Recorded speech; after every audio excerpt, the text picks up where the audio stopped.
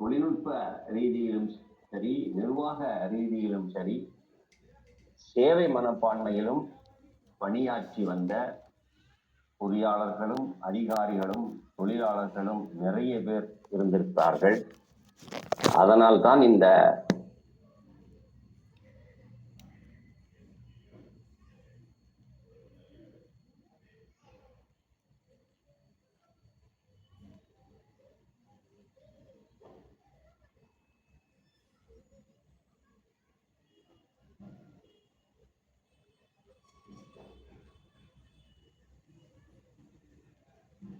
ஒரு 10 ஐட்டங்களை நான் வரிசைப்படுத்துகிறேன்.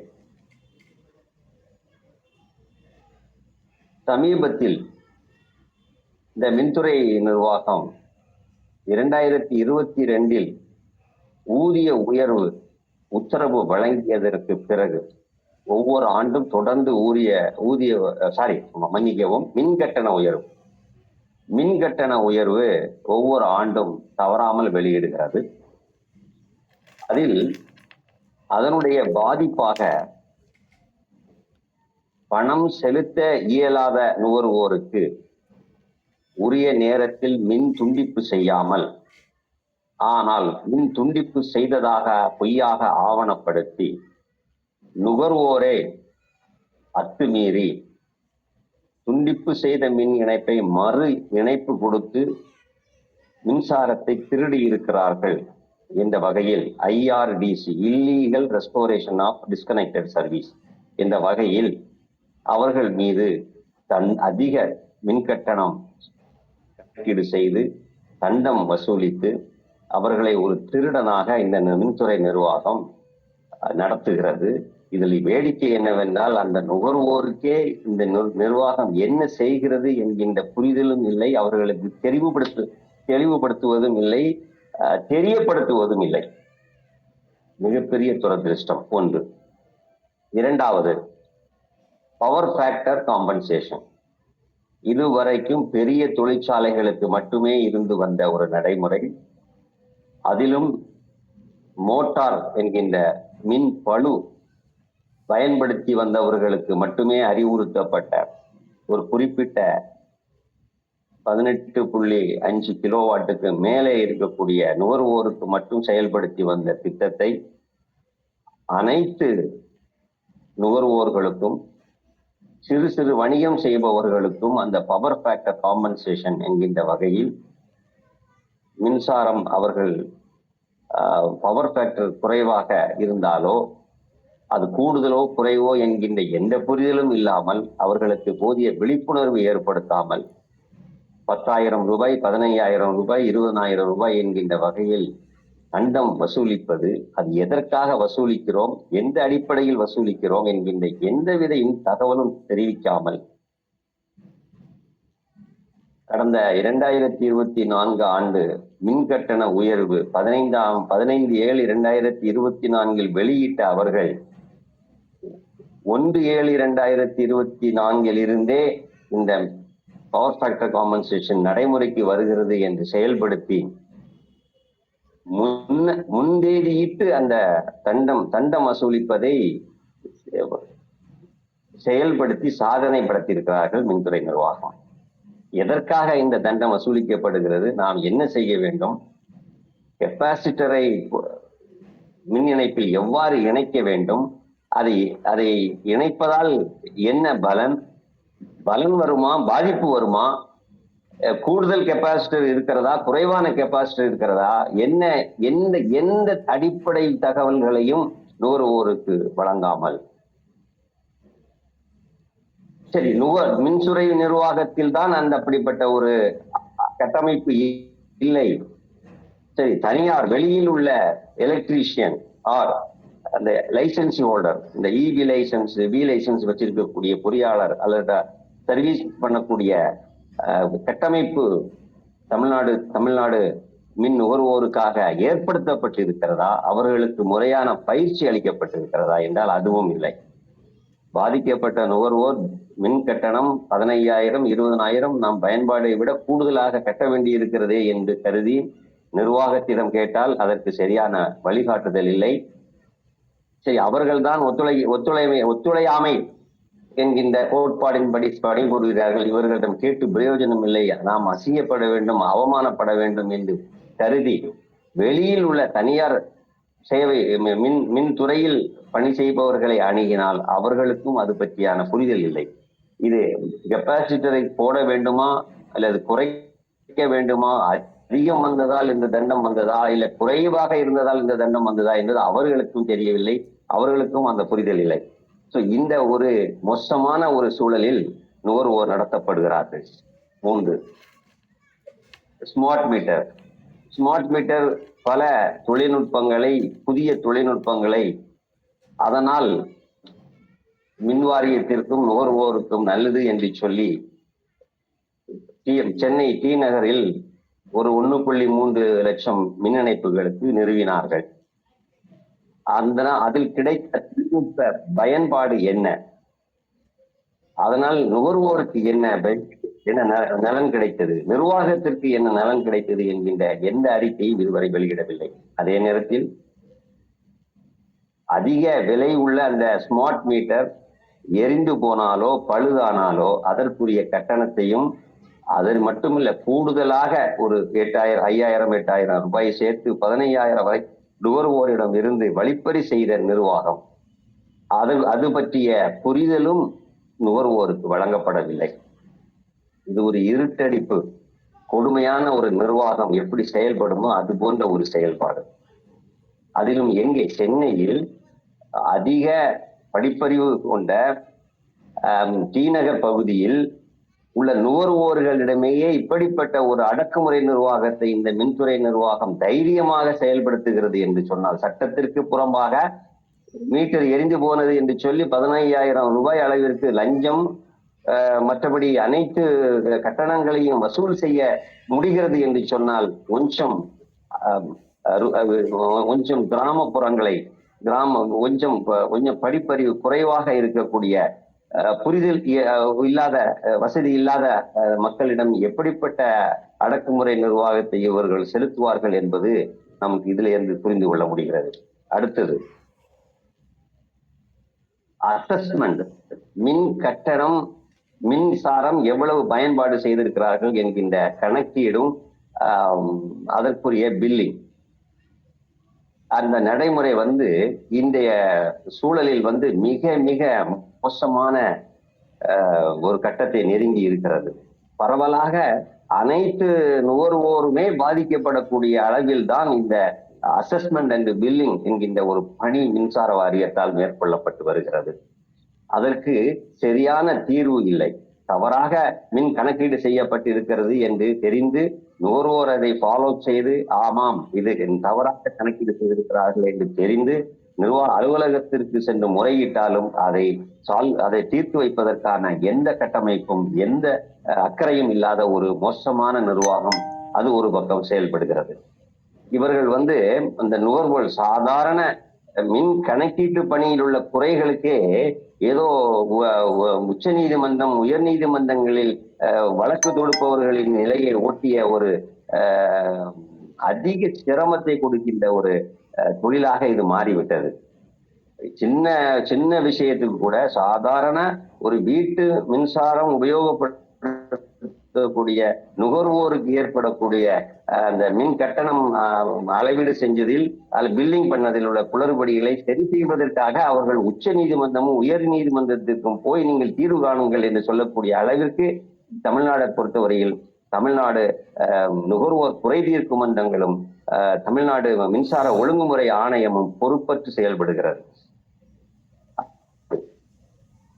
Electrical accident, மின் விபத்து என்பது மிகப்பெரிய அளவில் அதிக எண்ணிக்கையிலான உயிர் சேதங்களை விளைவிக்கிறது. ஒரு ஆண்டிற்கு 300, 350 என்ற நிலையில் இருந்து இப்பொழுது 1000 தாண்டி வெற்றிகரமாக உயிர் பலியை ஏற்படுத்தி கொண்டிருக்கிறது மின்துறை நிர்வாகம். நான் இங்கே ஒரு விஷயத்தை குறிப்பிடுகிறேன். வெளியில் மின்சார கட்டமைப்பினுடைய மோசமான கட்டமைப்புகளால் தொழிலாளர்கள் அந்த பணியாளர்கள் அந்த அலுவலர்களுடைய தகுதியின்மை காரணங்களால் அல்லது ஊழல் லஞ்சம் காரணத்தினால் மோசமான பொருள்களை வாங்கி, தரமில்லாத பொருள்களை வாங்கி பணி செய்வதால் ஏற்படுகின்ற இழப்பு உயிரிழப்பு, விபத்து என்கின்ற ஒரு பக்கம்.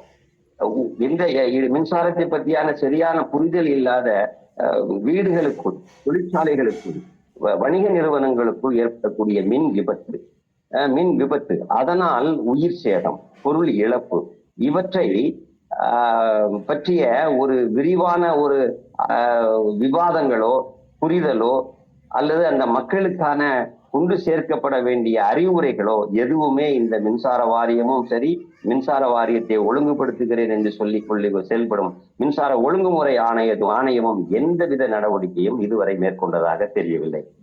தனிநபர் வீடுகளில் ஒரு விபத்து நடந்து உயிர் சேதம் ஏற்பட்டு விட்டால் அது அவனுடைய தலையெழுத்து என்று ஒதுங்கிக் கொள்ளுகிறார்கள். இது ஒரு பொது மருத்துவமனையிலேயோ இல்ல அரசினுடைய நிறுவனங்கள் ஏதாவது ஒரு உயிர் சேதம் ஏற்பட்டு விட்டால் அன்றைக்கு மட்டும் ஏதோ அனைவரும் அனைத்து துறைகளிலும் உள்ள அதிகாரிகளும் ஓடி வந்து அக்கறை செலுத்துவதாக காட்டி அதை மட்டும் அன்னைக்கு மட்டும் ஒரு பிலிம் ஷோ காட்டிக்கொண்டு அதோடு அந்த பிரச்சனையை விட்டு விடுகிறார்கள். அப்படி என்றால் மின்சாரம் என்கின்ற ஒரு மின்சாரத்தை வியாபாரம் செய்கின்ற ஒரு வணிக நிறுவனம் தான் மின்சார வாரியம். சேவை மனப்பான்மை எல்லாம் இப்போது இல்லை. அப்படி வணிக நிறுவனம் அந்த மின்சாரத்தை மக்களுக்கு வழங்கும் போது எப்படிப்பட்ட பாதுகாப்பு மக்களுக்கு உறுதி செய்யப்பட வேண்டும் என்று சட்டத்தில் சொல்லப்பட்டிருக்கிறது.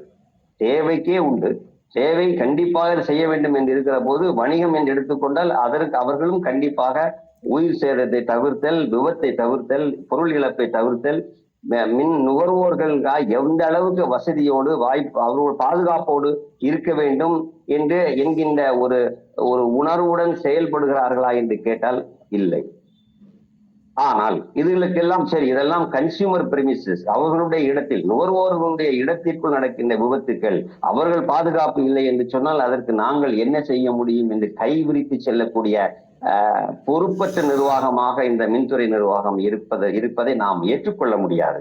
ஏனென்றால் இவர்கள் பொறுப்பில்லாமல் இருக்கிறார்கள், இவர்கள் எந்த உதவியும் செய்ய மாட்டேங்கிறார்கள், நுகர்வோருக்கு ஒரு விழிப்புணர்வை ஏற்படுத்தவில்லை. இருக்கின்ற தொழில்நுட்பத்தை, அதிக தொழில்நுட்பம் இருக்கின்ற இந்த காலகட்டத்திலும் விஞ்ஞானத்தில் மிகப்பெரிய வளர்ச்சியை நாம் எட்டி கொண்டிருக்கிறோம். பள்ளிக்கூடத்தில் படிக்கின்ற 7ஆம் கிளாஸ் மாணவன் சேட்டலைட் டிசைன் செய்து வெற்றிகரமாக்கிய செய்திகள் நமக்கு வந்த வண்ணம் இருக்கிறது. ஆனால் நாம் வீடுகளுக்கு வழங்கும், தொழிற்சாலைகளுக்கு, வணிக கூடங்களுக்கு அனுப்புகின்ற மின்சாரத்திற்கு அதனால் எப்படி மக்களை பாதுகாப்பது என்கின்றதற்கான ஒரு பாதுகாப்பு சாதனத்தோடு கூடிய ஒரு வழிமுறையை இன்று வரை இந்த மின்சார வாரியம் நடைமுறைப்படுத்தவில்லை என்பது மிக மிக வெட்கக்கேடு. மின்சார வாரியத்தில் எண்ணிக்கை அடங்காத பொறியாளர்கள் பணியாற்றுகிறார்கள். கல்வி தகுதி இருக்கிறது, அனுபவம் இருக்கிறது, நீண்ட நெடிய என்ன சொல்வது அனுபவம் நிறைய பிரச்சனைகளை சந்தித்து என்று நாம் நம்புகிறோம். ஆனால் அதனுடைய வெளிப்பாடு இன்று நாம் சந்திக்க இருக்கின்ற பிரச்சனைகளில் வெளிப்படுத்தவில்லை. நமக்கு நுகர்வோருக்கு சரியான பாதுகாப்பு வழங்குவதில்லை, உயிர் சேதம் தடுக்கப்படவில்லை. நீங்கள் கேட்கலாம், இது நுகர்வோர் அதற்கு நிர்வாகம் என்ன செய்ய முடியும்? ஒவ்வொரு வீடுகளிலும், ஒவ்வொரு கல்வி நிறுவனங்களிலும், ஒவ்வொரு வணிக நிறுவனங்களிலும் போய் ஆராய்ச்சி செய்ய முடியுமா? அவர்களுக்கு நாம் பாதுகாப்பு வழங்க முடியுமா என்று நீங்கள் கேட்கலாம். சமீப காலமாக RCD என்கின்ற ஒரு எர்த் லீகேஜ் கண்டுபிடித்து சப்ளையை துண்டிப்பு செய்யக்கூடிய ஒரு சாதனத்தை நிறுவ வேண்டும் என்று தமிழ்நாடு மின்சார ஒழுங்குமுறை ஆணையம் உத்தரவு பிறப்பித்திருக்கிறது. ஒவ்வொரு வீடுகளிலும், ஒவ்வொரு மின் இணைப்பிலும் அந்த சாதனத்தை பொருத்த வேண்டும். அந்த சாதனத்தை பொருத்திவிட்டால் வீடுகளுக்கு உள் ஏற்படுகின்ற எர்த் லீகேஜ், நியூட்ரல் கட் போன்ற விஷயங்களால் அதிக இடர்பாடுகள் ஏற்படின் அந்த மின் சப்ளை தானாக துண்டிக்கப்பட்டுவிடும் என்று. ஆனால் இன்னும் போதிய விழிப்புணர்வும் ஒரு கட்டாயமும் நிர்பந்தமும் மக்களுக்கு ஏற்படுது. ஏன்னா அது கொஞ்சம் செலவு பிடிக்கும் வேலை. அதை எப்படி நிறுவ வேண்டும், எந்த மாதிரி 3 பேஸ் சிங்கிள் பேஸ்ல எந்த லோடுக்கு கனெக்ட் பண்ண வேண்டும் என்கின்ற புரிதல் புதிய மின் இணைப்புகளுக்கான ஒரு நிர்பந்தம் இப்போது இருக்கிறது. அப்ப ஏற்கனவே 3 கோடி மின் இணைப்புகள் இருக்கிறதே, அவர்களுக்கு எந்த மாதிரியான வழிகாட்டுதல் நாம் கொண்டு வர முடியும் என்பது ஒரு பக்கம். என்னை பொறுத்தவரையில் இங்கே ஒரு ஒரு புதிய நடைமுறையை கொண்டு வரலாம் என்று நான் யோசிக்கிறேன். அதை நான் இங்கே விவாதிக்கிறேன். உங்களோட கருத்துக்களை பதிவு செய்யுங்கள். மீட்டர் இன்னைக்கு ஸ்மார்ட் மீட்டர் என்று வந்துருச்சு. முன்னாடி வந்து மீட்டருடைய பணி என்னன்னா, எவ்வளவு மின்சாரம் உபயோகத்திற்கு மக்கள் எடுத்துக் கொள்கிறார்கள் மின் கட்டமைப்பில் இருந்து என்பதை அளவு செய்யக்கூடிய ஒரு கருவி, அவ்வளவுதான். மின்சாரத்தை அளவிடும் ஒரு கருவி. அந்த வகையில் அந்த மின் மீட்டருடைய பணி முடிந்து விட்டது. பொறுப்பு அவ்வளவுதான். எவ்வளவு மின்சாரம் நாம் கடத்துகிறோம் நுகர்வோருக்கு, அதை வந்து அளவீடு செய்து நமக்கு வந்து தெரிவிக்கிறது. நாம் அதை ரீடிங் எடுக்கிறோம், இவ்வளவு மின்சாரம், அதோடு அதனுடைய பணி முடிந்து விட்டது. ஆனால் இன்றைய தொழில்நுட்பத்தில் ஸ்மார்ட் மீட்டர் என்கின்ற கான்செப்ட் வருகிற போது, அந்த ஸ்மார்ட் மீட்டரில் அந்த மின்சாரத்தை ரிமோட்டாக துண்டிப்பு செய்யவும், மறு இணைப்பு கொடுக்கவும், சுவிட்ச் ஆன் சுவிட்ச் of, break in break out, அதை செய்வதற்குரிய வசதி வாய்ப்புகளை, அது ஒரு பிரேக்கர் மாதிரி, சர்க்கியூட் பிரேக்கர் மாதிரி, ஒரு சுவிட்ச் மாதிரி மீட்டருக்குள்ள, மீட்டர் எவ்வளவு மின்சாரம் எவ்வளவு பயன்படுத்துகிறார்கள் என்கின்ற அளவீடும் ஒரு பக்கம், மின்சாரத்தை வந்து கட்டுப்படுத்துகிறது, செலுத்துதல் நிறுத்துதல் என்கின்ற பணியையும் அது செய்ய முடிகிறது. அப்படியான ஒரு கட்டமைப்புடன் கூடிய ஒரு இன்ஸ்ட்ருமெண்ட் தான் ஸ்மார்ட் மீட்டர் என்கின்ற ஒரு கான்செப்ட்.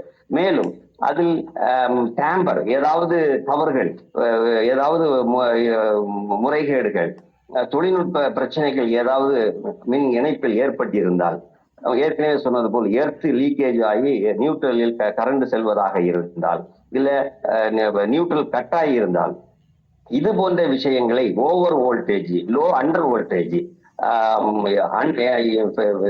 3 பேஸ் மும்முனை மின்சாரம் பெற்றிருந்தவர்களுக்கான அன்பேலன்ஸ் பிட்வீன் த பேசஸ், ஒவ்வொரு பேஸுக்கு ஒரு பேஸுக்கு ஏற்பட்டிருக்கக்கூடிய அன்பேலன்ஸ் இருந்தால், அது ஓவர்லோடு இருந்தால், இது போன்ற விஷயங்களை அது கண்டறிந்து மெசேஜாக சம்பந்தப்பட்ட மின்துறை அதிகாரிகளுக்கு அது அனுப்புவதற்குரிய வசதிகள் அது அந்த மீட்டரில் இருக்கிறது. இப்பொழுது என்னுடைய நோக்கம் என்னவென்று சொன்னால், இந்த ஆர்சிடி என்கின்ற ஒரு சாதனத்தையும், அந்த சுவிட்ச் பிரேக் இன் பிரேக் அவுட் என்கின்ற சுவிட்ச் இரண்டையும் தனி மீட்டருக்கு அருகிலேயே இன்னொரு கம்பார்ட்மெண்டாக, அட்டாச்சு கம்பார்ட்மெண்டாக தனியாக டிசைன் செய்து, இந்த ஆர்சிடி எர்த் லீக்கேஜ் ஏற்படுமா உடனடியாக, எப்படி நாம வந்து மின்சார கட்டணம் செலுத்தவில்லை என்று சொன்னவுடன் ரிமோட்டில் இருந்து நாம் டிஸ்கனெக்ட், மின் துண்டிப்பு செய்யறதுக்கான வசதி அங்கே ஏற்படுத்தப்பட்டிருக்கிறதோ, அதே அடிப்படையில் நியூட்ரல் பிரிமிசஸுக்குள்ள எர்த் லீக் ஆகிறதாக தெரிய வந்தால்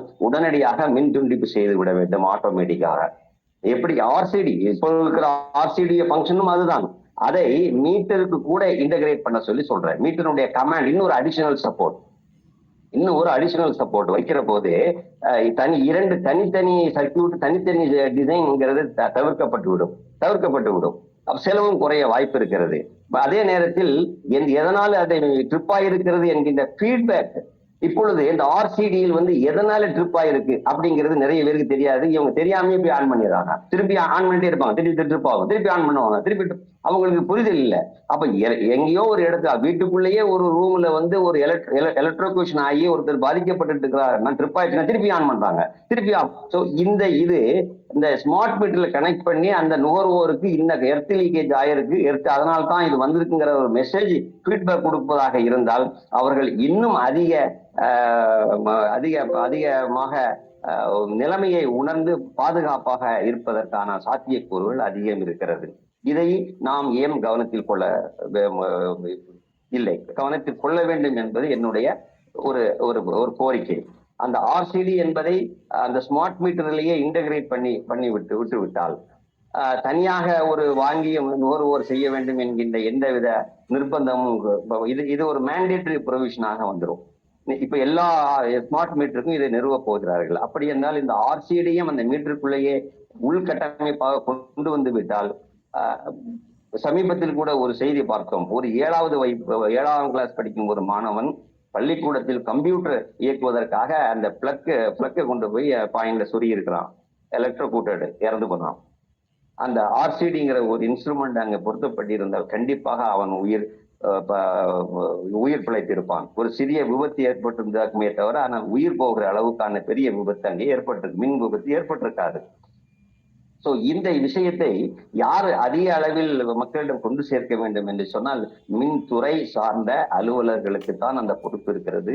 பொதுமக்களுக்கும் இருக்கிறது, நான் இல்லை என்று சொல்லவில்லை. இருந்தாலும் மின் விநியோகம் செய்யக்கூடிய மின் தொழில்நுட்பம் சேர்ந்த தமிழ்நாடு அரசினுடைய எல்லா எல்லா தீர்வுகளுக்கும், மின்துறை சார்ந்த அனைத்து தீர்வுகளுக்கும் அவர்கள் அணுகுவது, அவர்கள் நியமித்திருப்பது இந்த மின்துறை நிர்வாகம், electricity, Tamil Nadu electricity board and சிஇஐஜி, chief electrical inspectorate of government. இந்த இரண்டு நிறுவனம் தான் இந்த தமிழ்நாடை பொறுத்தவரையில் தமிழ்நாடு மாநிலத்திற்குள் மின்சாரம் சார்ந்த அனைத்து விஷயங்களுக்கும் பொறுப்பு வைப்பவர்கள். அதற்காகத்தான் அவர்களை நியமித்திருக்கிறார்கள். ஒரு பெரிய கட்டமைப்பு. அதற்கு அவர்களுக்கான ஒரு துறை, தனிப்பட்ட துறையே மாநில அரசினுடைய செக்ரட்டேரியட்டில் செயல்பட்டு கொண்டிருக்கிறது. அப்படி என்றால் அவர்களுக்கு எவ்வளவு பொறுப்பு அந்த முக்கியத்துவம் இந்த மின்துறை சார்ந்த விஷயங்கள் இருக்கும் என்பதை நாம் புரிந்து கொள்ள முடியும். அடுத்ததாக சோலார் ஜெனரேஷன். சோலார் அதிகமாக இப்ப புழங்குவதால் நான் சோலார் என்று சொல்லுகிறேன். அது விண்டு மில் ரெண்டுக்கும் பொருந்தும். அதில் குறிப்பாக சோலார், ரூப்டாப் சோலாரை நிறுவ வேண்டும் என்று 10 வருடங்களுக்கு மேலாக 12 வருடங்களாக மத்திய மின் அமைச்சகத்தில் இருந்து வழிகாட்டுதல் நெறிமுறைகள் வகுத்து அவர்கள் அதை சட்டத்தின் மூலமாக செயல்பாட்டுக்கு கொண்டு வந்து ஒவ்வொரு மாநிலங்களும் மிகப்பெரிய அளவில் ஒரு உந்துதலை உருவாக்கி மக்களை நிறுவச் சொல்லி கட்டாயப்படுத்தினார்கள்.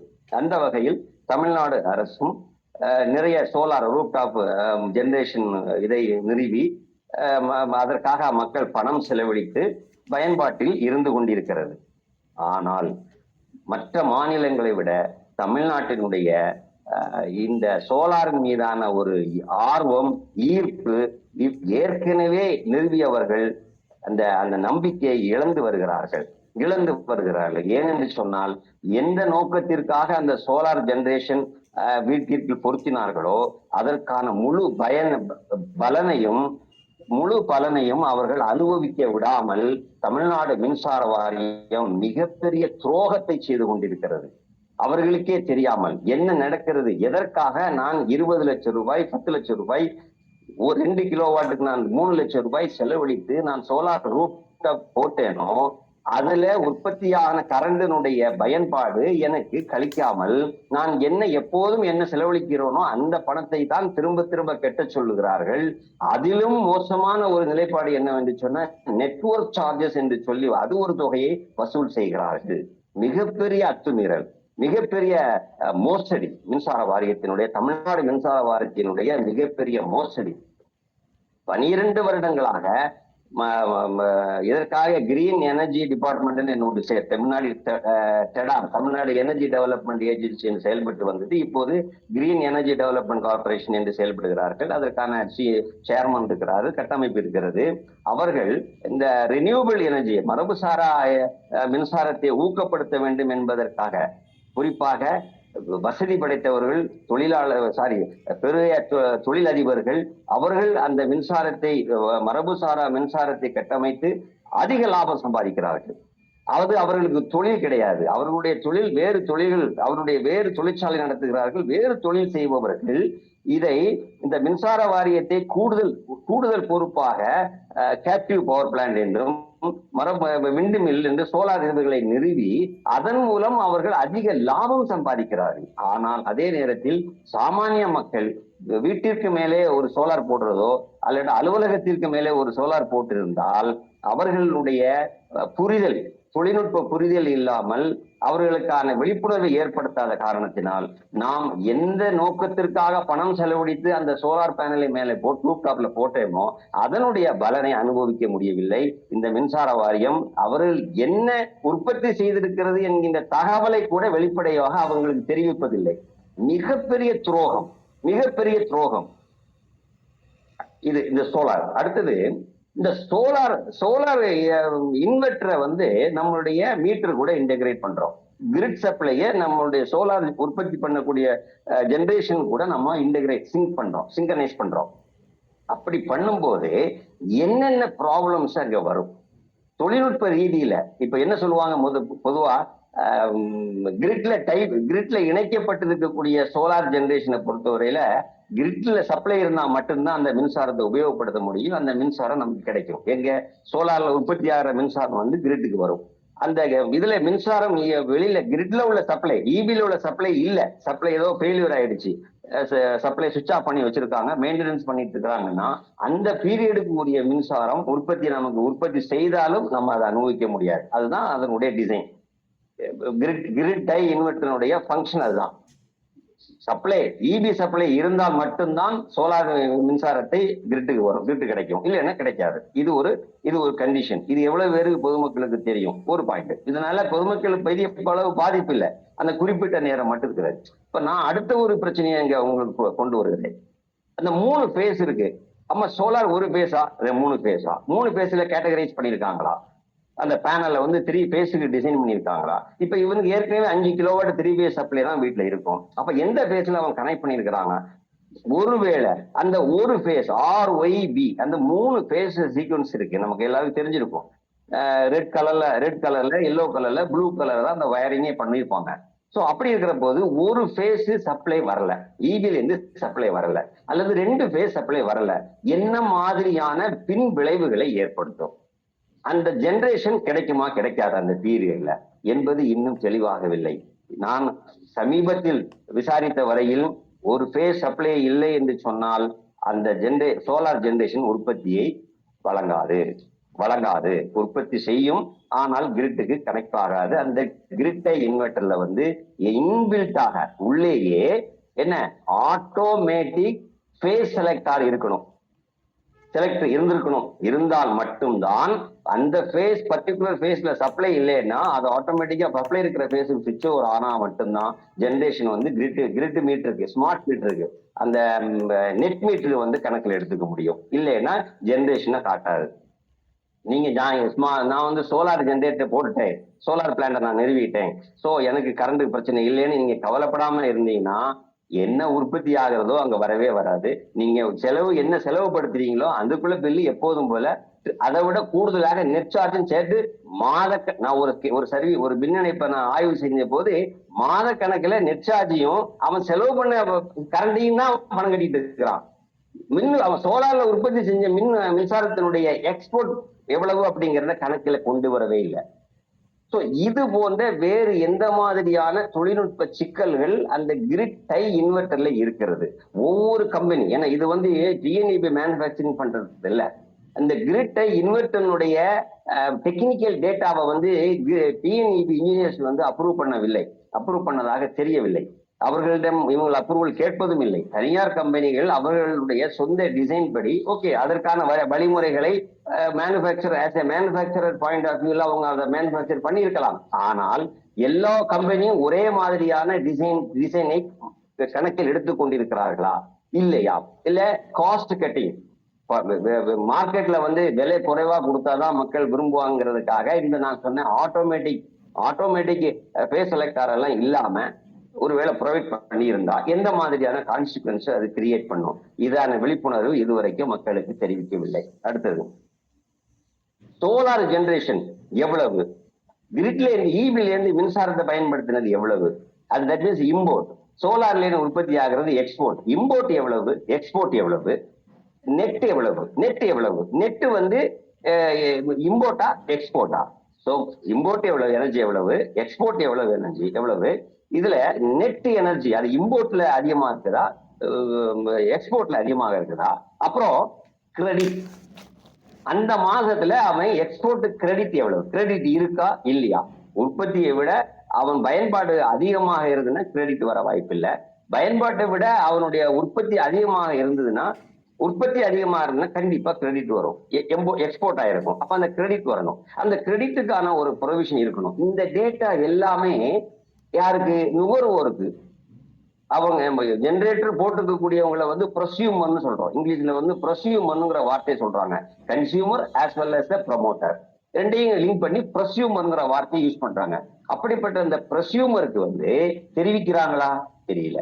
இல்ல தெரிவிக்கவே இல்லை. அதுக்கு ஒரு எல்பி சாப்ட்வேர்லாம் அவனுக்கு கிடையாது. நுகர்வோர் ஆன்லைன்ல போய் அவனுடைய மின் இணைப்பை பதிவு செய்து அக்கௌண்ட் சம்மரி எடுத்து பார்த்தா அவனுடைய இம்போர்ட்டுக்கான ரீடிங் தான் காட்டுமே தவிர எக்ஸ்போர்ட் எவ்வளவு பண்ணியிருக்கிறான், என்ன கிரெடிட்ல இருக்குங்கிற எந்த டேட்டாவும் வெளிப்படைத்தன்மையோடு டிரான்ஸ்பரன்சியோடு இந்த நிர்வாகம் இன்று வரை அமல்படுத்தவில்லை. அப்படி என்றால் நுகர்வோருக்கு எப்படி அதை மானிட்டர் பண்ண முடியும்? நாம எக்ஸ்போர்ட் பண்றோமா, நம்ம இம்போர்ட் பண்றோமா, எதற்காக 5 லட்சம் ரூபாய், 20 லட்சம் ரூபாய், 30 லட்சம் ரூபாய் செலவு பண்ணி ரூப்டாப் சோலார் போறாங்க?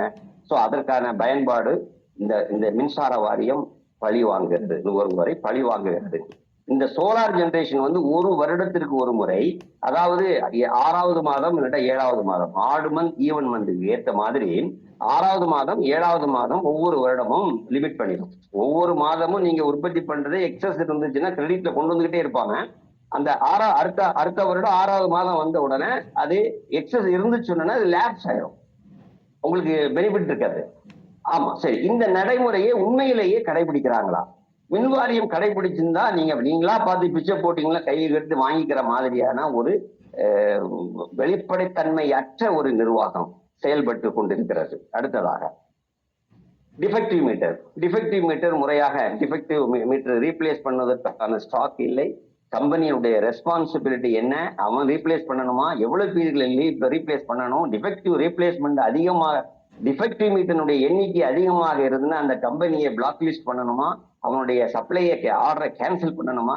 எந்தவித நிர்வாக ரீதியிலான எந்தவித கட்டமைப்பும் இந்த மின்சார வாரியத்தால் மேற்கொள்ளப்படவில்லை.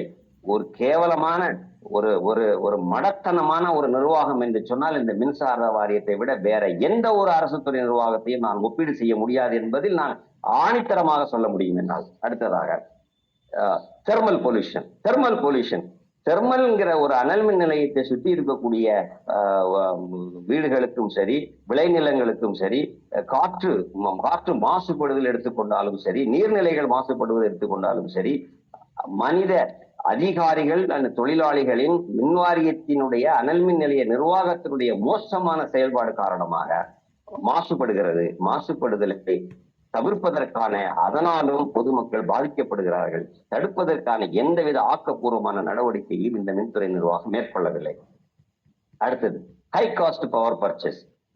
எனக்கு சம்மர் வந்துடுச்சு, மின்சாரம் வேணும், அதனால நாங்க வெளியிலேருந்து வாங்குறோம் அப்படின்னு சொன்னா ஒரு முறையான திட்டமிடல் இல்லை. நானே கொஞ்சம் நிறைய நேரம் பேசிட்டேன்னு நினைக்கிறேன். ஷார்ட்டா முடிச்சிடுறேன். உங்க ரவுண்டுக்கு வந்ததுக்கு அப்புறம் நான் வேணா டைம் இருந்துன்னா பேசுறேன். சோ முறையான திட்டமிடுதல் இல்லை. அதனால அதிகப்படியான 30%, 25% அது எமர்ஜென்சின்னு ரொட்டீனாகவே அதிக விலை கொடுத்து அதிக விலைக்கு வெளியில இருந்து மார்க்கெட்ல இருந்து வாங்குறாங்க. அதில் கொள்ளை லாபம் சம்பாதிக்கிறார்கள். லஞ்சம், ஊழல் பெருக்கெடுத்து ஓடுகிறது. அதனாலும் மக்கள் பாதிக்கப்படுகிறார்கள். அப்புறம் பீக் அவர் சார்ஜஸ்னா என்ன? காலையில 6ல இருந்து 10 மணி வரைக்கும் பீக் அவர், சாயங்காலம் 6 to 10 மணி வரைக்கும் பீக் அவர். அப்போ காலையிலையும் மாலையிலையும் இந்த பீக் அவர் நேரத்தில் மின்சாரம் பயன்பாடு இருந்ததுன்னு சொன்னால் அவர்களுக்கு கூடுதல் கட்டணம். இரவு நைட்டு 10 மணிலிருந்து காலையில் 5 மணி வரைக்கும் மின்சாரம் உபயோகப்படுத்தினார்கள் என்று சொன்னால் அவர்களுக்கு 5% இன்சென்டிவ் கொடுக்குறாங்க. இதுதான் இந்த சமீப காலத்தில் உள்ள மின்சார மின் கட்டண உத்தரவில் சொல்லப்பட்டிருக்கின்ற ஒரு கூடுதல் ஒரு கட்டண சுமை, மக்களுக்கான கட்டண சுமை. அதை ஏற்றுக்கொள்வதற்கு மக்கள் தயாராக இருக்கிறார்கள். அதில் எதிர்ப்பதற்கோ மாற்று கருத்து எதுவும் இல்லை, அவர்கள் ஏற்றுக்கொள்கிறார்கள். ஆனால் அதை எப்படி அளவீடு செய்வது? மார்னிங் பீக்கு, ஈவினிங் பீக்கு, நைட்டுக்குள்ளது. அப்படின்னா எல்லா வீட்டிலையும் மீட்டர் இருக்குல்ல. அப்ப அந்த பீக் அவர் டிஓடி ப்ரொவிஷன் சொல்லுவாங்க, டைம் ஆஃப் டேங்கிற மாதிரி ஒரு ஃபெசிலிட்டி இருந்தா தான் அந்த slot, morning slot, evening slot, night slot எவ்வளவு கன்சம்ஷன் உபயோகமாயிருக்கு அவன் உபயோகப்படுத்தியிருக்காங்க. அப்படி தெரிஞ்சாதானே பில் பண்ண முடியும்.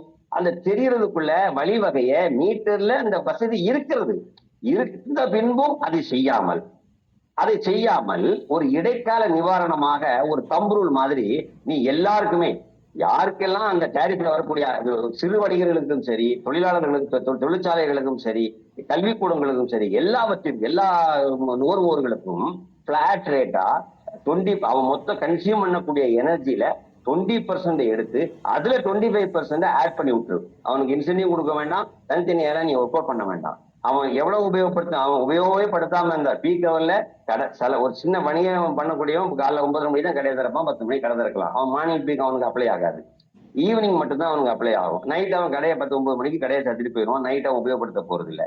ஆனா அவனுக்கு என்ன, மார்னிங் பீக்கும் அவன் பயன்படுத்துறதாக கற்பனையை உருவாக்கி இரண்டுக்குமாக சேர்த்து அவனுக்கு இன்சென்டிவும் கொடுக்காம அவனுக்கு அதிகமாக சார்ஜ் பண்றாங்க. எதனால? மீட்டர் அதுக்குள்ள டிஓடி மீட்டர் மாத்தணுமா, ஏற்கனவே இருக்கிற மீட்டர்ல இந்த ஸ்மார்ட் மீட்டர், இன்னைக்கு இருக்கக்கூடிய ஸ்டேட்டிக் மீட்டர்ல அந்த டிஓடி ப்ரொவிஷன் இருக்கு. அதை மாடிஃபை பண்ணல, அதை செயல்படுத்தல. சரி, அதை முடியாது அப்படின்னு சொன்னா நீங்க டிஓடி மீட்டரை மாத்துங்கன்னா இந்த வரைக்கும் 2 வருடம் ஆயிடுச்சு, இன்னும் மாத்தல, 2.5 வருஷம் ஆயிடுச்சு, இன்னும் மாத்தல. சோ ஒரு சிலருக்கு லாபம் இருக்கலாம், ஒரு சிலருக்கு நஷ்டப்படுறாங்க. நஷ்டப்படுவங்களுக்கான தீர்வு இன்னும் இதுவரைக்கும் வழங்கப்படவில்லை. அதனால இதுவும் ஒரு வகையான ஒரு அத்துமீறல். அடுத்ததாக பவர் ஷார்டேஜ். இப்பெல்லாம் பவர் ஷார்டேஜ்ங்கிறதே குறைஞ்சிருச்சு. பவர் நமக்கு ஷார்டேஜ் இல்லை, ஏன்னா வெளி மார்க்கெட்ல நாங்க நினைச்சபடி நாங்க அதிக விலை கொடுத்து கரண்ட் வாங்கிக்க முடியுது. அதனால அது ஊழல் லஞ்சம்ங்கிறது ஒரு பக்கம் இருக்கட்டும், ஆனா வாங்க முடியுது. அன்னைக்கு பவர் இன்னைக்கு ஷார்டேஜ் கிடையாது. அப்படின்னா வேற என்ன மாதிரியான பிரச்சனை? இதை இதுவரைக்கும் சொன்ன பாத்தீங்களா, இதெல்லாம் பவர் ஷார்டேஜ்னால ஏற்படக்கூடிய பிரச்சனை இல்லை. இன்னைக்கு உள்ள சூழ்நிலையில மோசமான நிர்வாகத்தினால் ஏற்பட்ட அவருடைய இர்ரெகுலாரிட்டிஸ், முறைகேடுகள், இதனால ஏற்பட்ட மக்களை பாதிக்கிற விஷயங்கள் தான் இன்றைய தேதியில் அதிக அளவில் வந்து கொண்டிருக்கிறது. அடுத்தது ரூரல் ஏரியா, கிராமப்புறங்களுக்கு 24 மணி நேரம் மின்சாரம் வழங்க வேண்டும் என்று சொல்லி கோர்ட் ஆணையத்தினுடைய உத்தரவு இருக்கிறது. ஆனால் 1.5 வருடமாக இன்னும் அதை செயல்படுத்தாமல் இருக்கிறார்கள். சோ அதுவும் அந்த வகையிலும் அவர்களுக்கான நுகர்வோர் பாதிக்கப்படுகிறார்கள். வெளிப்படைத்தன்மை இல்லை, மின்சார வாரியத்தில் வெளிப்படைத்தன்மை இல்லை. எந்த சேவை, மின் இணைப்பு வழங்குவதா இருக்கட்டும், டேரிஃப் மாற்றுவதா இருக்கட்டும், எந்த சேவையும் என்னதான் கணினிமயமாக்கப்பட்டாலும் அதில் டெபிஷியன்சி, குறைபாடு, திட்டமிட்ட சரி அதில் இன்வால்வ் ஆகியிருக்கிறது. இவ்வளவு விஷயங்களிலும் எப்படியாவது எல்லா நுகர்வோர் எடுத்துக்கொண்டாலும் ஏதாவது ஒரு வகையில் அவர்கள் சிக்குகிறார்கள். இந்த அத்துமீறல்களை தொடர்கிறது. இதில் என்னுடைய முதல் ரவுண்டில் நான் என்னுடைய பேச்சை முடித்துக் கொள்கிறேன். உங்களுடைய கருத்துக்களை சொல்லுங்கள். விவாதத்திற்கு அப்புறம் நாம் மற்றவர்களை பேசுவோம். நன்றி. கமான், உங்க கருத்துக்களை சொல்லுங்க.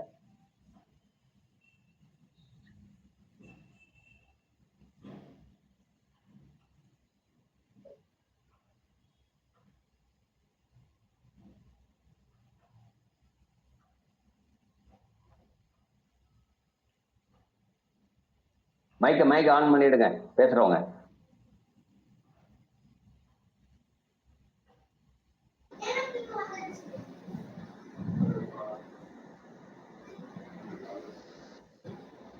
சந்திரசேகரன் பேசணும்னு வரல, தூக்குனாரு, பேசவே இல்லை. பாலகிருஷ்ணன் சார் வாங்க வாங்க பேசுறாரு. கேமராவிலேயே ஒரு முகம் வரல, அவரு சரியா வைக்கல. சொல்லுங்க. மைக் ஆன் பண்ணுங்க. மைக் ஆன் பண்ணுங்க. மைக்கு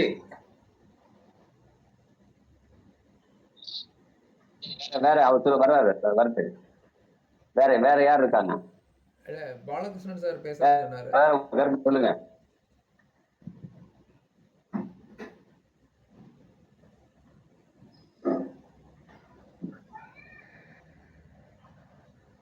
ஒருவேளை நானே ரொம்ப நேரம் எல்லாத்தையும் பேசிட்டு இருந்தால எல்லாரும் பேசாம இருக்காங்களா? இல்ல, நான் வந்து சொல்றேன், இது டிஎன்இஆர்சில வந்து இல்ல ஜீவான் தான் இப்ப பேசுவார்.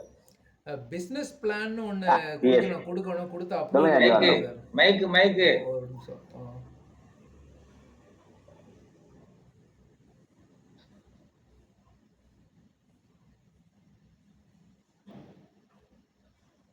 மைக் ஆன் ஆகல. It's okay sir. சார், டிஎன்இஆர்சில வந்து டிபார்ட்மெண்ட் வந்து பிசினஸ் பிளான் ஒன்று கொடுக்குறாங்க சார். கொடுத்து அது பிரகாரம் தான் அவங்களோட எல்லா ஆக்டிவிட்டீஸும் கேரி ஓவர் பண்ணணும்.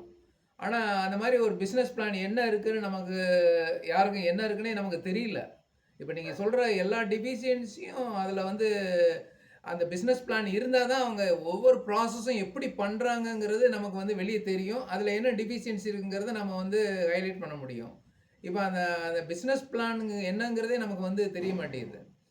ரெண்டாவது, எல்லாமே வந்து மேனுவலில் இருக்கிறதாண்டியும் நம்ம எதையுமே வந்து ரெகுலேட் பண்ணுறது இனிமேல் கஷ்டம் சார். அது ஃபுல்லாகவே ஆட்டோமேட் பண்ணாமல் எல்லா ஆக்டிவிட்டீஸும் பீஸ் ஆஃப் கால்ல இருந்து எவ்ரிதிங் இட் சுட் பி அந்த அந்த கன்சியூமருடைய லெட்ஜரில் வந்து சேரணும். அது என்ன அவரோட என்ன எல்லா ஆக்டிவிட்டீஸும் அப்போ தான் வந்து இது வந்து செட்ரேட் ஆகும். அவர் பெட்டிஷன் கொடுத்தாலும் அதில் வந்து அந்த இதில் வந்து என்டர் ஆகணும். அது பெட்டிஷன் கிளியர் ஆகிறதும் அதில் என்டர் ஆகணும். அந்த மாதிரி இருந்தால் தான் வந்து இது செட்ரேட் ஆகும். மேனுவல் மட்டும் பண்ணிக்கிட்டு இருக்கும்போது இது வந்து செட்ரேட் ஆகிறதுக்கு வாய்ப்புகளே இல்லை அப்படிங்கிறது தான் ஒன்று. பிஸ்னஸ் பிளான் என்னங்கிறது வந்து நமக்கு வந்து தெளிவாக தெரியணும் நமக்கு. அது வந்து எசென்சியல். அது வந்து டிஎன்ஆர்சிட்ட கொடுத்து அவங்க அப்ரூவல் வாங்குறாங்க. அது இது வரைக்கும் நமக்கு வந்து வெளியே தெரிய மாட்டேங்குது என்னங்கிறது கரெக்டாக.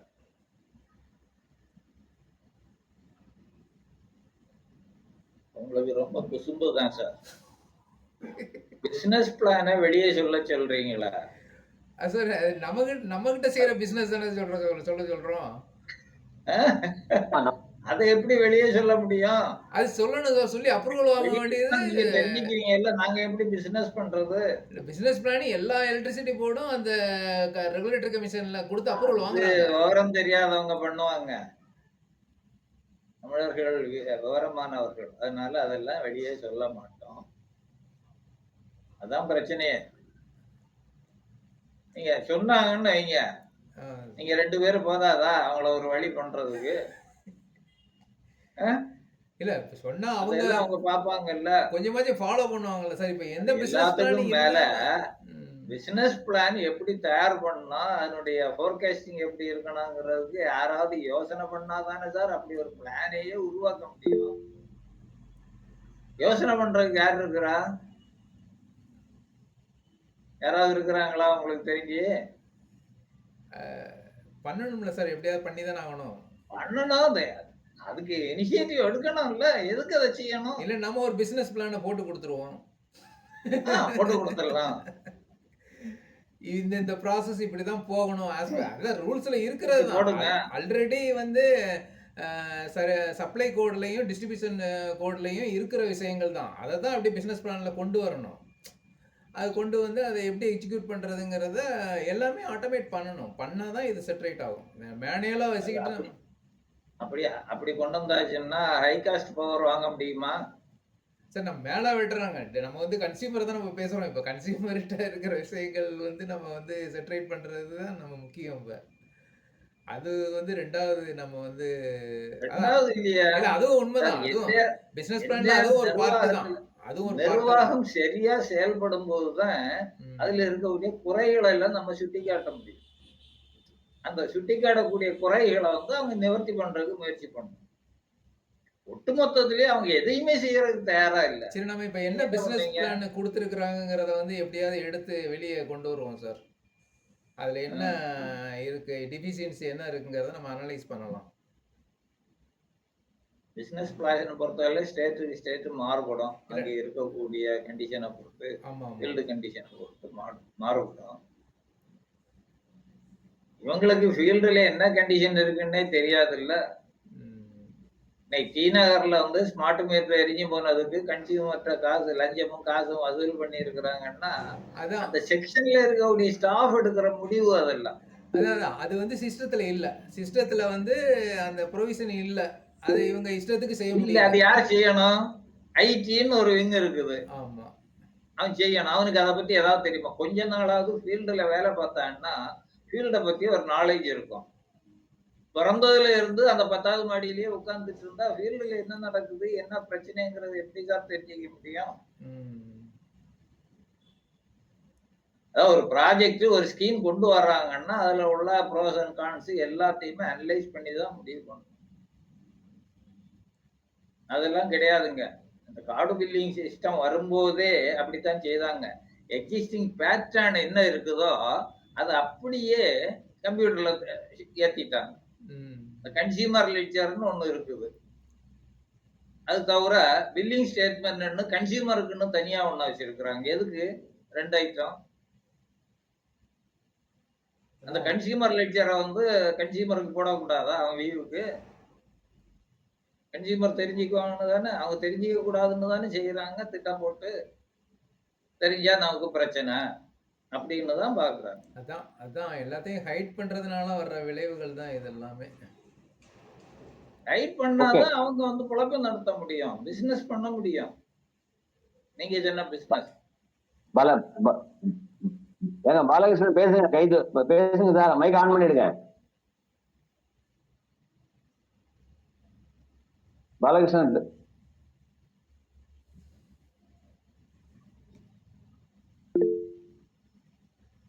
ஹலோ. அவர் ஹேண்ட் ரைஸ் பண்றாரு. பேசுங்க சார், மைக் ஆன் பண்ணிடுங்க. மைக் ஆன் பண்ணிடுங்க. ஆன் பண்ணல, இன்னும் அவர் ஆன் பண்ணல. போன் தானே வச்சிருக்கிறீங்க? போன்ல தான் பேசுறாரு, மைக் ஆன் பண்ணல. ஆமா, ஆளே வெளியே. ஓகே சரி, வேற வேற வேற யார் கருத்து சொல்றீங்களா? உங்களுக்கு வேற ஏதாவது கருத்து இருக்குன்னா பேசுங்க சார். ஏஏஓ சார் ஒருத்தர் இருக்காரு, அவர் பேசுறதுக்கு ஏதாவது விரும்புறாரு தெரியல. சார் பேசுங்க சார்.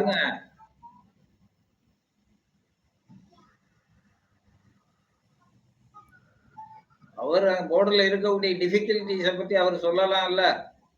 நம்ம ஏதாவது பிளாக் பண்ணிருக்கோமா ஜீவானந்தம்? யாருக்கா வாய்ஸ் ஆடியோ தான் பிளாக் பண்ணிருக்கோமா? இல்ல இல்ல, அவங்களே ஆன் பண்ணிக்கலாம், ஒன்றும் பிரச்சனை கிடையாது. உங்களோட சார் பேசுங்க சார், சும்மா பேசுங்க, அப்பதான் உங்களுக்கு என்ன டிஃபிகல்டிஸ் இருக்குங்கறத நீங்க சொல்லணும்ல. யார் சார்? கணேசன் சாரா? ஆமா சார், கணேசன் சார். அது அவர் மைக் ஆன் பண்ணணும் சார், அவர் மைக் ஆன் பண்ணிட்டு பேசலாம் சார். என்னுடைய கருத்துல ஏதாவது உங்களுக்கு இது இருக்குதுன்னா சொல்லுங்க சார், நாங்க தெரிஞ்சுக்கிறோம். நம்ம இங்க டிஸ்கஸ் பண்ண அனைத்து தகவல்களையும் ஒன்றிணைத்து வந்து மின்சார வாரியத்திற்கும் ஒழுங்குமுறை ஆணையத்திற்கும் தமிழக அரசுக்கும் நம்ம அனுப்ப போறோம். எங்க பாலகிருஷ்ணன் சொல்லுங்க. நீங்க மைக்கே ஆன் பண்ணாம வச்சுக்கிட்டு கை தூக்குறீங்க.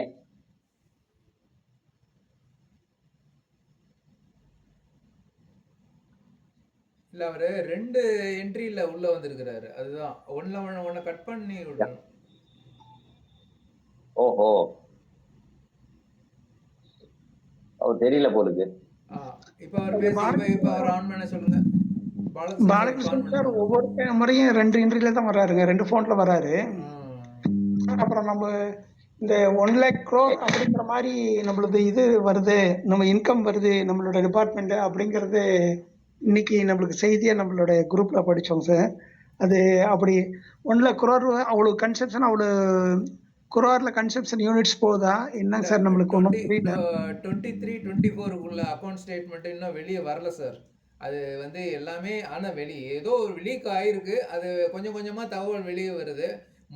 முழுசான ஸ்டேட்மெண்ட் இன்னும் இது வரைக்கும் வெளியே வரல, அபிஷியலா வெளியே வரல. கம்பெனிஸ் ஆர்ஓசி இதுலயும் அவங்க ரெஜிஸ்டர் பண்ணவே இல்லைன்னா, வந்தாதான் தெரியும் அது ஆக்சுவலா என்ன ஃபிகர்ஸ் அப்படிங்கிறது. 2021-22லயே 85,000 crores ரீச் ஆயிடுச்சு. அதனால 1 lakhங்கிறத வந்து எக்ஸீட் ஆகிற வாய்ப்புகள் நிறைய இருக்கு.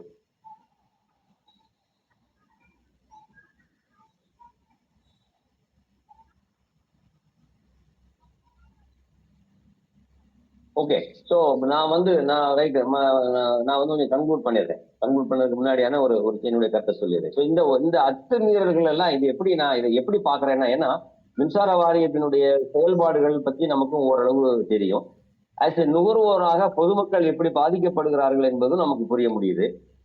மேலும் இந்த கடந்த பல வருடங்களாக நாம நுகர்வோர் சம்பந்தப்பட்ட விஷயங்களில் அதிக ஈடுபாடு காட்டி வருவதாலும் நமக்கு வரக்கூடிய புகார், நுகர்வோரிடமிருந்து பெறக்கூடிய புகாரின் அடிப்படையிலும் நாம நுகர்வோருடைய பாதிப்புகளை நாம் உணர்ந்து கொள்கிறோம். இந்த இரண்டையும் சீர்தூக்கி பார்க்கிற போது இந்த மின்சார வாரியத்தினுடைய செயல்பாடு, இந்த மின்சார வாரியத்தை ஒழுங்குபடுத்துவதாக சொல்லக்கூடிய ஒழுங்குமுறை ஆணையத்தினுடைய பொறுப்பு, தமிழக அரசினுடைய பொதுமக்களினுடைய சார்ந்த நிலை, இந்த மூன்றையுமே நான் எப்படி பாக்குறோம்னா, அந்த காலத்துல யுத்தம் இப்பவும் யுத்தம் நடக்குது. யுத்தத்துல கைது செய்யக்கூடிய எதிரிகள் இருக்காங்கல்ல, எனிமிஸ், அவங்கள அடைச்சி வச்சிருப்பாங்க பாருங்க. அடைச்சி வைக்கிற போது எந்த மாதிரியான ஒரு அதிகார துஷ்பிரயோகம், இதை எல்லாமே காட்டுவாங்க அவங்க மேல. அத்துமீறல்கள் எல்லாத்தையுமே காட்டு. ஏன்னா அவன் எதிரி, அவன் எனிமி. அது போன்ற ஒரு நிர்வாக சீரழிவை, முறைகேடுகளை, அத்துமீறல்களை தன்னுடைய சொந்த மக்கள் மீது, சொந்த நுகர்வோர்கள் மீது, இந்த நுகர்வோர் இல்லையே இந்த மின் வாரியம் என்கின்ற ஒரு இதே கிடையாது. மின் வாரியம் இல்லை என்று சொன்னால் மின்சார ஒழுங்குமுறை ஆணையம் என்கின்ற கட்டமைப்பு தேவையில்லை. மக்களே இல்லை என்று சொன்ன இந்த அரசு எதற்காக இருக்கிறது? சோ எதுவுமே எல்லாமே ஒன்றுக்கு ஒன்று இணைந்து ஒன்றுக்கு ஒன்று அந்த காரணியின் அடிப்படையில் தான் இயங்கிக் கொண்டிருக்கிறது. அப்படிப்பட்ட சொந்த மக்களையே, சொந்த நுகர்வோரையே பொறுப்பு சுமத்த நமக்கு நுகர்வோரை பாதுகாக்கக்கூடிய பொறுப்பை சுமத்தி இருக்கப்படும் தெரிந்தும் மின்சார ஒழுங்குமுறை ஆணையம் இந்த மூன்றும் மக்களை எதிரிகளாக எனிமிகளாக பாவித்து அவர்கள் மீது அனைத்து விதமான அடக்குமுறைகளையும் செலுத்தி வழிப்பறி கொள்ளையை விட சம்பல் கொள்ளைக்காரர்களை விட மிக கேவலமாக மோசமாக நிர்வாகம் நடத்துகிறார்கள். இவை அனைத்தையும் என்ன நடக்கிறது என்பதை தெரிந்து கொள்ளவும் மக்களிடமும் பல குறைபாடுகள் இருக்கிறது. அவர்கள் தெரிந்து கொள்ள விரும்பவில்லை. தெரிந்து கொள்வதற்கான வாய்ப்பு வசதிகளை நாம் உருவாக்கி கொடுத்தாலும் அதையும் அவர்கள் பயன்படுத்த தயாராக இல்லை. அதற்காக அவர்கள் முன்வரவில்லை என்பதற்காக நாம் அப்படியே விட்டுவிட முடியாது. நம்மளால் முடிந்த வரைக்கும் இந்த நிர்வாகத்தினுடைய சீரழிவுகளை குறைகளை நாம் நிவர்த்தி செய்வதற்கான நாம் தொடர்ந்து இந்த பணியை நாம் செய்து கொண்டிருக்கிறோம். இருந்தாலும் மக்களுடைய ஆதரவு, மக்களுடைய ஈடுபாடு இந்த விஷயத்தில் மிக மிக மோசம். இதுதான் நிர்வாகத்தை தவறான வழிக்கு கொண்டு போவதற்கான ஒரு முக்கிய காரணமாகவும் அமைந்திருக்கிறது. நான் லிஸ்ட் அவுட் பண்ண அனைத்து விஷயங்களிலும் பொதுமக்களுக்கு நாம் சேவை செய்கிறோம். அப்படி சேவை என்கின்ற எண்ணமே இல்லாட்டாவிட்டாலும் பரவாயில்லை. பொதுமக்கள் எஜமானர்கள், அவர்களுக்குத்தான் நாம் மின்சாரத்தை விற்கிறோம். அவர்கள் விலை கொடுத்து வாங்கினால்தான் நம்மளுக்கு வீட்டிற்கு சம்பளம் கிடைக்கும், நாம் வசதியாகவும் வாய்ப்பாகவும் வாழ முடியும் என்கின்ற அதிகாரிகளுக்கும் தொழிலாளர்களுக்கும் அந்த எண்ணம் இல்லை. அவர்கள் சம்பளத்தை மட்டும் எதிர்பார்த்து பணி செய்யவில்லை. ஊழல் செய்து சஞ்சம் செய்து மற்றவர்களுக்கு ஏணியாக இருந்து அனைத்து முறைகேடுகளுக்கும் வெளியில் உள்ள நபர்களுடன் கூட்டுச்சதி செய்து இந்த நிர்வாகத்தை நிர்மூலமாக்குகிறார்கள். அதனால்தான் மின்சார கட்டணம் உயர்வு ஆண்டுக்காண்டு அதிகமாகிக் கொண்டே இருக்கிறது. புதிய புதிய வழிவகைகள் எப்படியெல்லாம் மின் கட்டணம் வசூல் செய்யலாம், தண்டம் வசூல் செய்யலாம் என்கின்ற மோசமான அடக்குமுறையை மக்கள் மீது ஏவுகிறார்கள். இது நல்லதற்கு இல்லை. நீண்ட நெடிய காலத்திற்கு இது ஏற்புடையதில்லை. எனவே நாம் தொடர்ந்து இந்த விஷயத்தில் இன்னும் அதிக ஈடுபாட்டுடன் மக்களுக்கு விழிப்புணர்வை ஏற்படுத்துவோம். நிர்வாகத்தினுடைய தவறான செயல்பாடுகளை தடுத்து நிறுத்துவார் நம்முடைய அனைத்து முயற்சிகளையும் மேற்கொள்வோம். நான் இதோடு முடித்துக் கொள்ளலாம் என்று நினைக்கிறேன். கடைசியாக உங்களுக்கு ஏதாவது கருத்து இருந்திருந்தால் பதிவிடுங்கள், சொல்லுங்கள்.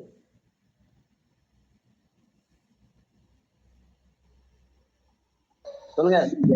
சந்திரசேகர் சார் முன் வந்தார் பேச. சார் வணக்கம் சார்.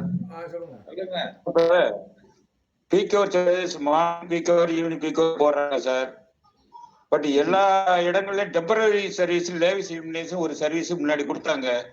அந்த மீட்டர் இருக்கு, இதுலயும் போட்டு பில் பண்றாங்க. எல்லாம் நெசசரி ஆர் நாட் சார்?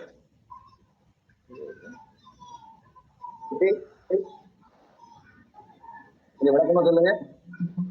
எல்லா இண்டஸ்ட்ரியல் கமர்ஷியல் லேவிஸ் இலுமினேஷனுக்காக ஒரு டெம்பரரி சப்ளை கொடுத்தாங்க. ஓகே. எல்லா இடத்துல 5 கிலோ 10 கிலோ 5 கிலோ தேவையிடாங்க. இப்ப பீக் சார்ஜஸ் டிஓடி மீட்டர் இருந்தாலும் இல்லாட்டாலும் 20% போட ஆரம்பிச்சாங்க. மார்னிங் பீக் ஈவினிங் பில்லுக்கு. அப்ப அந்த லேவிஸ் இலுமினேஷனுக்குரிய மீட்டர் வேண்டி இருக்கா வேண்டி இல்லையா? அதுலயும் பில்லிங் ஆகிட்டு இருக்கு. பிக்சர் சார்ஜஸ் 1200 ரூபா பெர் கிலோவாட்.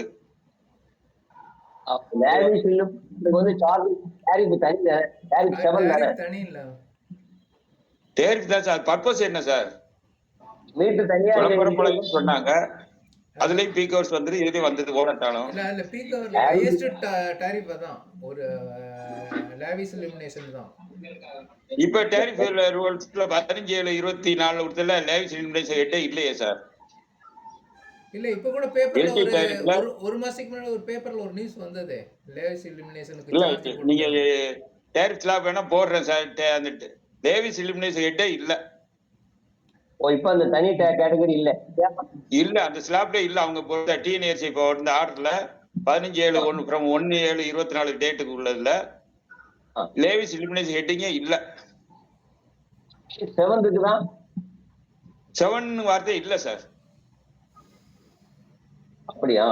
செக் பண்ணி சார் 7ங்கிறது இப்போ இந்த மோட்டார் பைக்கு இந்த காருக்கு சார்ஜிங்காக இது ஒரு டேரிஃப் உருவாக்கியிருக்காங்க சார். லேவிஸ் லிமிடெட் இல்ல சார்.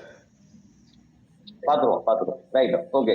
நான் போட்டு வரேன் சார், உங்களை பாத்துக்கோங்க சார். இல்ல இப்ப இந்த ஏன்னா கன்சியூமர் எல்லாரும் விருதுகளை பொறுத்த மட்டும் கல்யாண மண்டபம் பூரா 15 கிலோவாட் 10 கிலோவாட் 20 கிலோவாட் வாங்கி வச்சிருக்காங்க. யூசேஜே இல்ல. அப்ளிகேஷன் ரிடக்ஷன் கொடுத்தா அக்செப்ட் பண்ண மாட்டேங்கிறாங்க. இல்ல அப்படி இருக்கக்கூடிய மின் இணைப்பு கிடைச்சா நல்லது. முடிச்சா ஷேர் பண்ணுங்க யாராவது. அடுத்து வேற பாயிண்ட். நான் வாங்கி பண்ண அழகா ஒன்றும் பிரச்சனை பண்ணுவோம் சார். கண்டிப்பா நீங்க அவங்க அதுதான் கரெக்ட்னு சொன்னாங்க. அக்செப்ட் பண்ண மாட்டேங்கிறாங்க சார். 2-3 கன்சியூமர் எழுதி கொடுத்தாங்க. they never accepted. இல்ல அதை நம்ம எடுக்கலாம். நம்ம நிர்வாகத்துடைய கவனத்துக்கு கொண்டு போகலாம். வேற என்ன பாயிண்ட் இருக்கு? வேற பாயிண்ட் தான். ஆனா நீங்க எல்லா பாயிண்ட்டும் டெய்லி பேசுறது ஃபுல்லா நான் கேட்டு அதனால கேட்டுச்சு. நான் மைண்ட் செட்ல இருக்கலாம் டிஸ்ட்ரிபியூஷன் நெட்வொர்க் எல்லாம் பாத்துறேன். இப்ப அட்லீஸ்ட் சிடி சர்வீஸ் ஒரு ஹை கட் சுவிட்ச்ல டிஓடி மீட்டர் மாத்தலாம் சார். அதே பண்ண மாட்டேங்கிறாங்களே சார். ஹெச்டி தவிர வேற எதுலயே. பட் உங்க விருதுகளை பொதுமக்களை இந்த மீட்ல சந்திக்க விட எல்லாம் பேசிட்டு விட்டுறாங்க சார். அவ்வளவுதான் சார். பேசிட்டு விட்டுறாங்கன்னா ஆமா யாரையாவது ஆக்ட் கொண்டு வர முடியுமா பாப்போம். சரி பாப்போம் சார். இந்த பிக்பாஸ் மாதிரி ஒரு யாராவது ஒரு ஆக்டரை இந்த இடத்த சொன்னோன்னு அதான் வண்டியில சார். ஆமா, ஓகே குட். சரி, வேற ஏதாவது கருத்து இருக்கா சார்? செல்வராஜ் சார், நீங்க என்ன நினைக்கிறீங்க சார்? இந்த ஆர்சிடியை வந்து ஸ்மார்ட் இன்டகிரேட் பண்ண ஆர்சிடிய ஸ்மார்ட் மீட்டர்ல போடலாம். அதுக்கு எக்ஸ்ட்ரா சார்ஜ் மீட்டர் காஸ்ட் ஏறிட்டு போகும். இல்ல அது ஸ்டாண்டர்ட் மீட்டர் ஸ்டாண்டர்ட்ல அது நாட் வர்றதுக்கு வாய்ப்பு இல்லைங்க. எப்படி சொல்றீங்க? மீட்டர் ஸ்டாண்டர்ட் ஸ்பெசிஃபிகேஷன்ல நம்ம நினைச்சதெல்லாம் இன்க்ளூட் பண்ண முடியாது. அது வந்து அவங்க வந்து பிரிஸ்கிரைப் பண்ணியிருக்கிறாங்க. இந்த இதுதான் இப்படிதான் இருக்கணும் மீட்டர் அப்படின்னு. இப்போ வந்து ரிலே இன்க்ளூட் பண்ணதே அடிஷனல் தான். ரெண்டாவது ரெஸ்பான்சிபிலிட்டி வந்து கன்சியூமருக்கு தான். அந்த ரெசிடியல் இதுவும் எர்த்தும் வந்து கன்சியூமருக்கு தான் ரெஸ்பான்சிபிலிட்டி. நீங்கள் நம்ம இன்வால்வ் ஆனோம்னா நாளைக்கு அவனுக்கு ஏதாவது ஒரு ஆக்சிடென்ட் ஆச்சுன்னா ஃபுல் ரெஸ்பான்சிபிலிட்டியும் இவங்களுக்கு போர்டுக்கு வந்துடும். அது சப்போஸ் இயங்கலைன்னு வச்சுக்கோங்க, அப்படின்னா வந்து ஃபுல் ரெஸ்பான்சிபிலிட்டி போர்டுக்கு வந்துடும். இன்டர்னலா நடக்கிற ஆக்சிடென்ட்க்குள்ள ரெஸ்பான்சிபிலிட்டி இங்க ஷிஃப்ட் ஆகும். அது ஒரு பெரிய டிஸ்அட்வான்டேஜ். நல்ல நோக்கம் தானே, என்ன நஷ்டம்? நோக்கம் நல்லதுதான். பட் இன்டர்னல் வயரிங் ஃபுல்லாவே கன்சியூமர் ரெஸ்பான்சிபிலிட்டி தான் சார். இன்டர்னல்ல நமக்கு மீட்டருக்கு அடுத்து வெளியே போயிடுச்சுன்னா அது ஃபுல்லா கன்சியூமர் ரெஸ்பான்சிபிலிட்டி தான். அதுல நம்ம போய் மெங்கிள் ஆனோம்னா அந்த ரெஸ்பான்சிபிலிட்டி நமக்கு வந்துடும். அது வந்து பெரிய சிக்கல் ஆயிடும். யார சொல்றீங்க? போர்டுக்கு வந்துடும். போர்டுக்கு யாரு வந்தா என்ன? இல்ல வந்தா என்ன கேக்குறேன். எஸ், என்ன வந்தா என்ன? ஓ, கேஸ் சிலிண்டர் சப்ளை பண்றாங்க, கேஸ் சப்ளை பண்றாங்க. அதனுடைய பாதுகாப்பை வந்து கேஸ் சிலிண்டர் நிறுவனம் எடுத்துக்கிறது. இன்சூரன்ஸ் வந்து இப்போ போட்டுடுறாங்க சார். நமக்கு அதுல இன்சூரன்ஸ் வந்து கொடுத்துட்றாங்க. இன்சூரன்ஸ்க்கு ஒரு அமௌண்ட் வசூல் பண்ணி அதை சேர்த்துடுறாங்க. நம்ம இன்சூரன்ஸ் கிளைம் பண்ணிக்கலாம். போர்டு இது வரைக்கும் இல்ல ஏன் பண்ணணும் அவசியம் இல்லையே. போர்டு வரைக்கும் இது வரைக்கும் இன்சூரன்ஸ் அந்த மாதிரி போட்டதில்லை. இதான் நான் என்ன கேக்குறேன்னா, என்னுடைய பாயிண்ட் என்னன்னா, ஒரு ப்ரொஃபஷன் நீங்க டெக்னிக்கல் பாயிண்ட் சொல்றீங்க. அது okay, technical point it is feasible தான், அது பண்ணலாம். அதுல ஒண்ணும் இல்ல. அதுல இருக்கிற இந்த பாயிண்ட்ஸ் தான் பேசுறோம் நம்ம. அந்த மாதிரி ரேட் அதிகமாக, எனக்கு என்ன கேட்டா ரேட் அதிகமாகக்கூடிய வாய்ப்பு இல்ல. நீங்க ஆட்டோ ட்ரிப்பிங் தான் அங்க கிடையாது. ஸ்மார்ட் மீட்டர்ல வந்து ஸ்விட்ச் ஆன் ஸ்விட்ச் ஆஃப், அதுக்கு வந்து ரிமோட் கண்ட்ரோல் அவங்க பண்ணாதான் அப்படி ஆகும்னு நினைக்கிறேன். ஆட்டோவும் பண்ண முடியாது கிடையாது. இதை வந்து இனிஷியேட் பண்ணிட்டா போதும், அது ட்ரிப் ஆயிடும். ஸோ அதை நான் என்ன சொல்றேன்னா, earth leakage tamper even register பண்ணுது, ரெக்கார்ட் பண்ணுது. அப்படி பண்ணும்போது ட்ரிப்பிங் ஜூஸ் கொடுத்துட்டாச்சுன்னா அது ரிலே இருக்கு, உள்ள ஏற்கனவே ரிலே இருக்கு. ஸோ அடிஷனல் எக்யூப்மெண்ட் அங்க எதுவுமே தேவைப்படாதுன்னு நினைக்கிறேன். ஒரு என்சிபில உள்ள என்ன பார்த்தோ அது அவ்வளோ அதுல இருக்கு. இப்ப இருக்கக்கூடிய கான்ட்ராக்டர்ல அது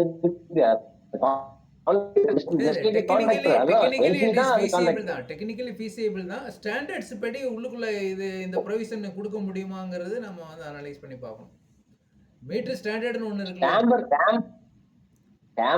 ஸ்டாண்டர்ட் நாம கிரியேட் பண்றது தானே. இல்லைன்னா ஸ்டாண்டர்ட் இல்லையா, பிஐஎஸ் இன்டர்நேஷனல் ஸ்டாண்டர்டு அதை ஃபாலோ பண்ணி தான் வருது சார். அதை வந்து மாற்ற முடியாது நம்ம.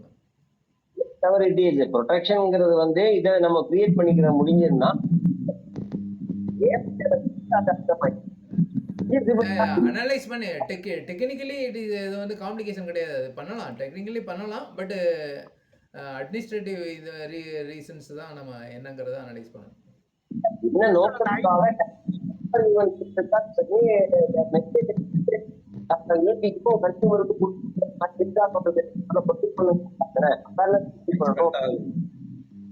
கட்டாது. ப்ரொவிஷன் வந்து நம்ம இந்த டிபார்ட்மெண்ட்டை கேட்க முடியாது. அந்த மாதிரி ப்ரொவிஷன் வேணும்னா யூஸ்வலி அவங்க கொடுக்குறாங்க. இந்த யூஎஸ்ஓ ஸ்டாண்டர்ட் இந்த நம்பர் அந்த ப்ரொவிஷன் நம்ம கேட்டோம்னா அந்த ப்ரொவிஷன் வந்து அவங்க அக்செப்ட் பண்ணாங்க. கொடுத்தாங்க. வாய்ஸ் பிரேக் ஆகுது. இல்ல அவர் வாய்ஸ் தான் பிரேக் ஆகுது. டோட்டல் எல்லா பேசுறது பிரேக் தான். சரியா கேட்கல சார். அதனுடைய ஃபீசிபிலிட்டியை பார்ப்போம், நம்ம கேட்டு பார்ப்போம் என்ன நடக்குது, என்ன சொல்றாங்கன்னு பார்ப்போம். இவங்க அப்படிதான் சொல்லுவாங்க, நாம இவங்கள்ட்ட கேட்க முடியாது. சென்ட்ரல் எலக்ட்ரிசிட்டி அத்தாரிட்டியும் மினிஸ்ட்ரி ஆஃப் பவர்ல தான் நம்ம பேச முடியும். அவங்க தான் ஸ்டாண்டர்ட்ஸ் வந்து குடுக்குறாங்க நமக்கு. மீட்டர் இந்த ஸ்டாண்டர்ட்ல தான் நீ வாங்கி வைக்கணும். ஏன்னா இப்போ இல்ல அவங்க தான் ஸ்டாண்டர்ட் கொடுக்குறாங்க. சிஏவும் சென்ட்ரல் அத்தாரிட்டி தான் ஸ்டாண்டர்ட்ஸ் வந்து நமக்கு ப்ரொவைட் பண்றாங்க. மீட்டருக்கு என்ன ஸ்டாண்டர்ட் இருக்கணும் அப்படின்னு அவங்க அந்த ஸ்டாண்டர்ட்ல இன்க்ளூட் பண்றதுக்கு சம்மதிச்சாங்கன்னா தான் இது வந்து செட் ரைட் ஆகும்.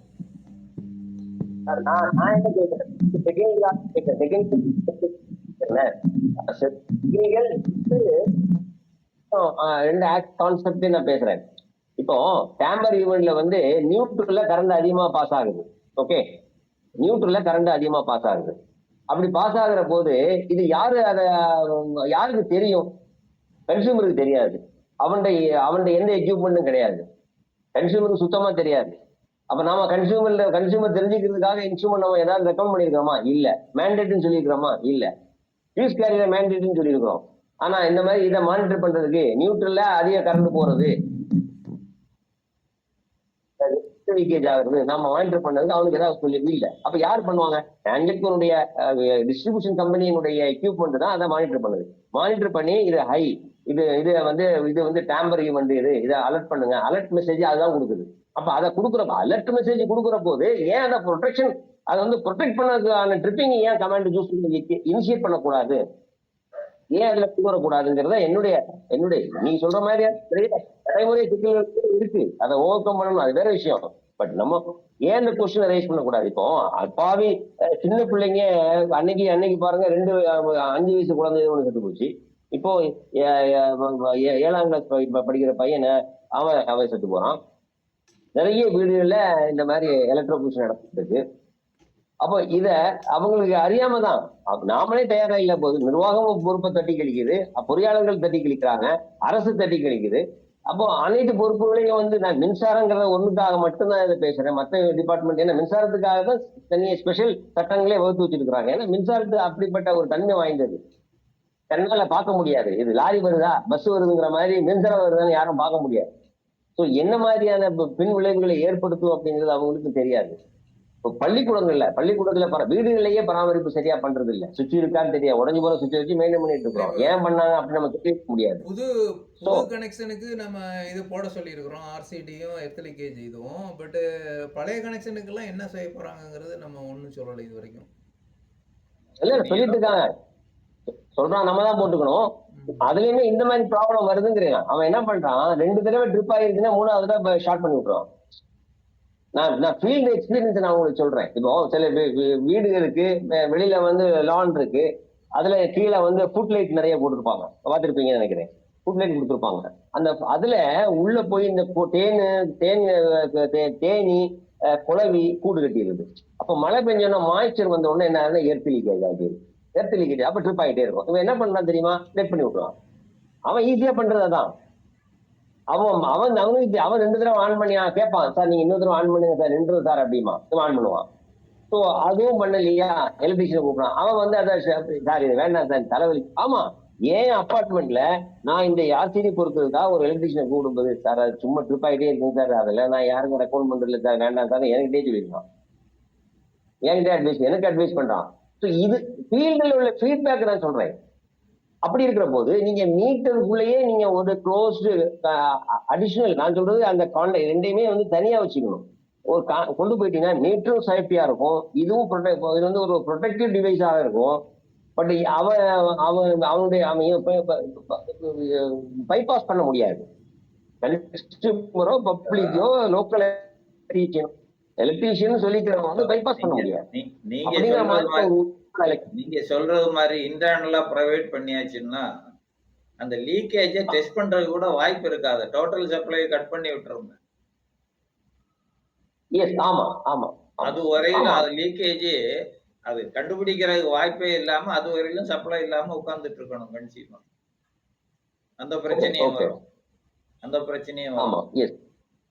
எக்ஸ்டர்னலா இருந்தா டெம்பரரியா நீங்க சொல்றது மாதிரி டெம்பரரி அரேஞ்ச்மெண்ட் பண்ணிக்கலாம். மீட்டருக்குள்ள போயாச்சுன்னா ஒண்ணும் பண்ண முடியாது.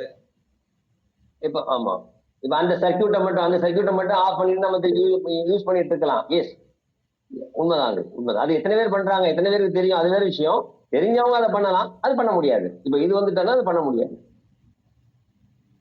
அது இன்னும் கொஞ்சம் அனலைஸ் பண்ணணும். ஒரு ப்ரொபோசலை பண்ணுவோம், பார்ப்போம் எப்படி வர்றாங்கன்னு பார்ப்போம்.